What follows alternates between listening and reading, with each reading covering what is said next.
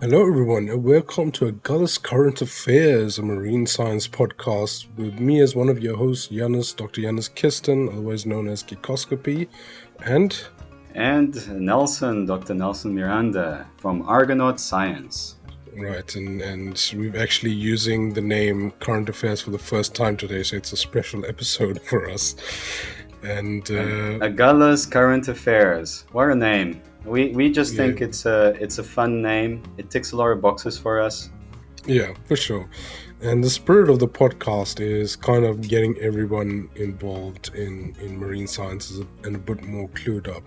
So we thought that for today's episode, we're going to discuss how you as the everyday guy or girl or person could get involved in marine science and naturalism without actually going to a university or doing a course or anything like that. Yeah, because we're all involved in one way or another. We all cooperating in in environments which are connected directly or indirectly. So we might as well talk a little bit about how do we do these things? How do we get involved in science or naturalism? For sure, and everybody is affected by the ocean, whether they like it or not, or whether they're aware of it or not. So it is, I believe, something that everyone should try get a little more clued up on. And one way you could do that is for signing up to our local marine science and conservation newsletter, Sancor. You want to tell us a bit about that, Nelson? Yeah, so SANCOR, it's SANCOR. It stands for the South African Network for Coastal and Oceanic Research. And it's very easy to get onto their mailing lists. You need only to send an email to sancor at risa.nrf.ac.za or visit their website. You'll get all sorts of information there.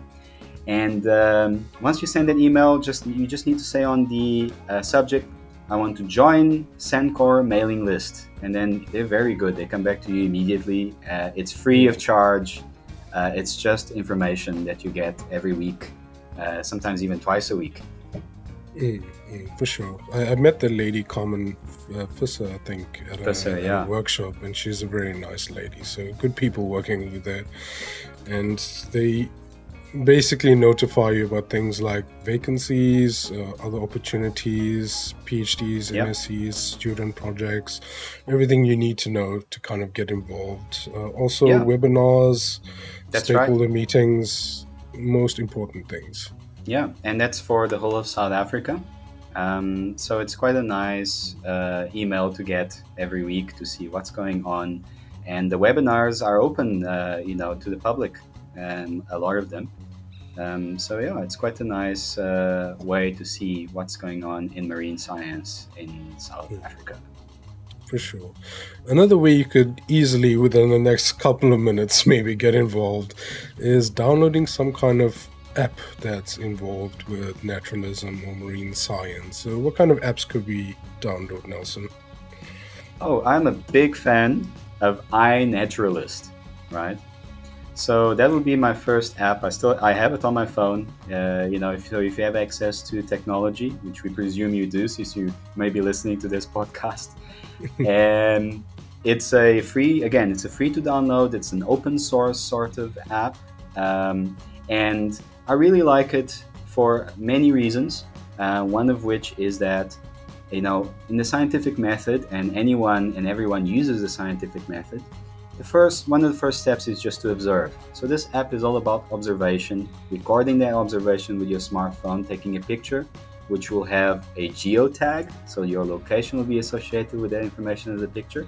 You may be taking a picture of anything that is alive, other than humans. You don't post yourself on the app. No. But this information actually goes to help, citizen science, and even scientific projects. iNaturalist is recognized as a tool, and it's also a way to connect with other naturalists, including professional scientists, including people in your area. It has a lot of strengths about using this app. because once your observation goes on, then it's open. You are willingly sharing your observation with the world, saying, I saw this amazing organism. And then the app actually helps you to identify it. So it can be a very useful resource where if you're not sure what something is, the machine learning algorithm can give you a hint of what it might be. And then on top of that, the community of people will confirm or maybe, suggest an alternative for your identification. So in this process, eventually by weight of, opinion, you get research grade observations, which are those observations that are good enough to be even used in peer reviewed scientific journals. So that's a very powerful tool. And the last thing I really like about this tool is that there are already existing citizen science projects, things like bioblitzes, where you go out for a period of time in a specific area and you try to find as many living things as possible. They exist already, or you can come up with your own. So you have full ownership of a project that you'd like to start for your school, for your community, for your family. So I think it's a great app. Yeah, for sure. And there are other apps you could join, like Abelobi and Safari, which have more to do with fisheries and fishing, I suppose. But we won't get too deep into that, because otherwise we'll be here speaking until next Tuesday about all of these things. So you mentioned other podcasts about these things, isn't it? About these things, for sure. You guys let us know what you want to hear about, isn't it? Yeah, for sure. There are also citizen science projects that are not necessarily linked to apps. So like a long-running one is Coral Watch, which allows you to like go out and like dive or scuba dive a coral reef and kind of match the color to see how well they are doing. If you know anything about early days of global warming and climate change, what tends to happen when corals get too hot is that they go white. So like the more white it goes, the kind of less healthy they are. And you can send that data to the University of Queensland and they can track how the health of corals are doing. Or like Nelson said, you could just start your own project and just track whatever you want to. If you want to track seashells on the seashore, I'm sure you could. Yeah, it's actually really cool because there is a global connection, of course. So with all these projects, they may be based in certain countries and areas of the world, but they are relevant maybe to your area. If your area happens to be, in this case, an area where there are corals. Yeah, for sure.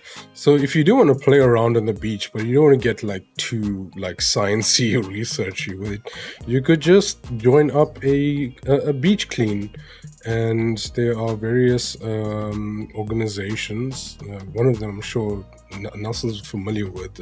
See the Bigger Picture. I think they do beach cleanups. Yep. Wessa does beach cleanups. So just try and look around for the beach co-op. Yes, so just look around for your local organization and follow their feed, and they will be organizing events, I think hopefully every month once like the pandemic comes down.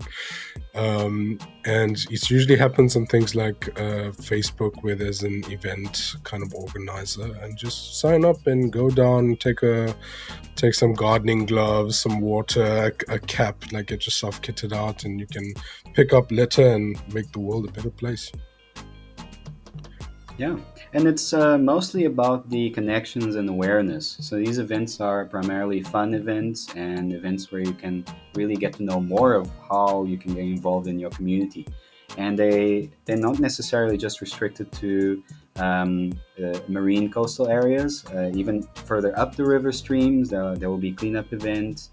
In other words, just have a look around your own community, and there's bound to be something that you can do, joining a group, some sort of organization that is local in action. Yeah, for sure. If you do want to get involved in a more, I suppose, organized way, you could go down to some kind of rehabilitation center or your SPCA or your Animal Welfare Society, and you could sign up to volunteer your time there on kind of a regular basis and be closer to the animals, I suppose, if you like. Yeah, and there's a sand cob for the marine animals as well. So Sure. there's, again, you can have a look, and there will definitely be some animal rehabilitation organizations that are looking for volunteers. Yeah, for sure. And you should definitely check out like job postings on your like local aquarium and stuff, because they do come around. And also, yeah, some extra income if you got some time on the weekends, perhaps. Yeah, I mean, volunteering is something that it's if you have the privilege of extra time, you may be looking at volunteering free, your free time and your free activities. But also something to consider when it comes to volunteering is that volunteering primarily is when you put yourself forward, but that does not necessarily mean that you are working for free. So if you're doing a valuable job, right, then it's only fair that there's I say I volunteer to go and help, but that doesn't mean you work for free. We need to dissociate a little bit volunteering and working for free, because I think they're too enmeshed, isn't it? Yeah, for sure. I think, like we discussed earlier when we were talking about this point, like volunteering also, like if you look at the word literally, it's like kind of you're making a choice to do something, right? Volunteering your time. So you can just go and work for these companies doing things that not necessarily related to marine science or conservation. You could like be a secretary, you could be an accountant. Like these organizations need that type of work, and they are posting. So if you're not aware, you just like follow some of their feeds, and sometimes they will post a job you might be interested in. IT. IT is a big. Every company needs some sort of IT specialist, secretaries, accounting, law. There's actually, you don't just have to be a environmentalist or a marine scientist. A wide variety of skills is needed. And on that point, you don't also have to have a go-in job where you need to go in to do anything. You can do things remotely for these organizations and also other non-profits. So I was telling Nelson earlier that I volunteer as a writer for a science communication organization called Sci Christina, and I also volunteer my time as a social media manager for the Society of Conservation Biology. So every now and then, non-profits will post that they are looking for volunteers or workers to do specific jobs. So you just have to keep an eye out for that. Yeah, that's right. On the digital field, there are ways of working remotely. So, and that's becoming quite a normal thing to do, isn't it? It doesn't matter where you are, and you just work remotely as long as you have the resources. Again, there is an element of having the privilege or having access to resources that only then will you be able to do these types of works. But I think we are trying to mention a range of things that even if you did not have any resources, you can still get involved very valuably. Yeah, for sure. So what if you're short on time, but you have a bit of money, Nelson? What could you do in that case? Well, clearly it's very important to support local small businesses. So you don't have to look at only the biggest institutions, because maybe there's a feeling that if you join something that's big enough, then you're making a bigger change. But in fact, you can make a huge change right next to you. Look around in your neighborhood, in your community, and you find that there will be entrepreneurs, there will be people that work at small businesses. And if those businesses, if their practices are ethical, if they environmentally sustainable, then support those businesses. That's definitely a very good thing to do, and you'll actually be able to see the change in your immediate environment, which is a very good place to start. For sure. And I think we can include this point there, but like local businesses also include artists, so people who are painting and making things, and also people who are looking at the history of our ocean heritage. Ocean heritage is now quite an interesting topic for research. There was recently a research chair that was developed for it at NMMU, I think, at NMMU. So it is something that's, I think, is becoming a bigger part of Operation Pakisa and the blue economy in South Africa. So it's definitely supporting your local businesses, your local artists around marine science, the ocean, naturalism. I think is really important because without art, like, what is life really? Yeah, absolutely. And in fact, it's worth saying that artists and scientists, when we work together, right, amazing things can come out, and we can explore all sorts of important topics that are holistic. So it's the environment. It's not just the environment. It involves the people. It involves history, and South Africa has a rich history that is worth engaging with, and I think we can bring everything together in a more holistic sort of way. And if we are supportive of these artists, of poets, of visual artists, of sound, musician, music, I think it's a wonderful thing, and it will grow. We need to nurture and to grow this together. I think that's definitely something that will be very beneficial for society as well, because we're talking about historical, we're talking about like justice as well, issues of justice in the history of South Africa, issues of access. These are so important to actually get involved in and to understand and to be part of moving forward together. For sure. And speaking about moving forward together, I think I left this point for last because it's kind of one that kind of involves a little bit of your time. It might be a little boring to some people, but I think it's probably the number one way you could have probably the most impact on how kind of the government is affecting your relationship between yourself and the ocean and the environment around you. And that's attending stakeholder meetings and stakeholder engagements for certain either policies or certain projects that might be happening close to you and around your community that the government needs your comment on before they can pass. And without your comment and your voice, they might pass these things without your consideration, which might lead to problems down the line. So engaging with the government, your local municipalities, and the greater government about decisions that they are making to affect you is really important. You have to keep an eye out for when these meetings are taking place, the policies that come through in the government gazette, and any other things that might be going on.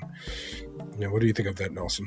Yeah, absolutely. So it is more intensive, and it is certainly political.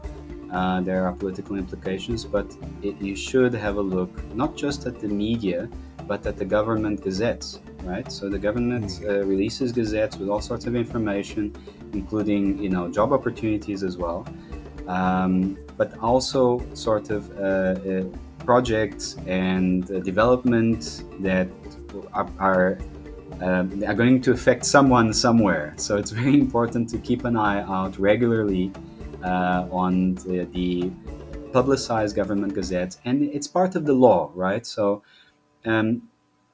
it's very important to, I think, understand that we are all stakeholders, okay? In the eyes of the law, even, we're all stakeholders. The government is a stakeholder, the small businesses are stakeholders, you're as an individual, you're a stakeholder, and it's important to understand that it's not just about fighting each other. It's, at the end of the day, we need to find a way of cooperating as a stakeholders in the environment.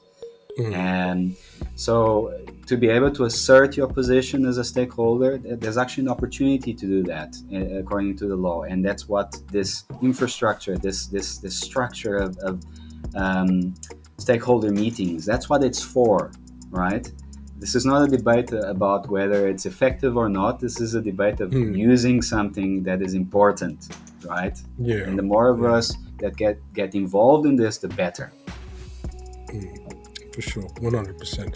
And you can get involved in this podcast by liking and subscribing and following and rating us on whatever podcast platforms that you use. You probably can find us on most places when this is out, but we literally just named ourselves. So Agulhas Current Affairs, run by me at Geekoscopy. You can find my stuff at geekoscopy.com and whatever, twitter.com at geekoscopy and facebook.com at all those interesting places. Where can they find you, Nelson? Yeah. And you can find me at Argonaut Science. So there we go, the little Argonaut, the paper Nautilus octopus. And if you punch that into the webs, you're going to find us as well. Indeed. Well, thanks for listening. Cheers, Nelson. Cheers, Giannis.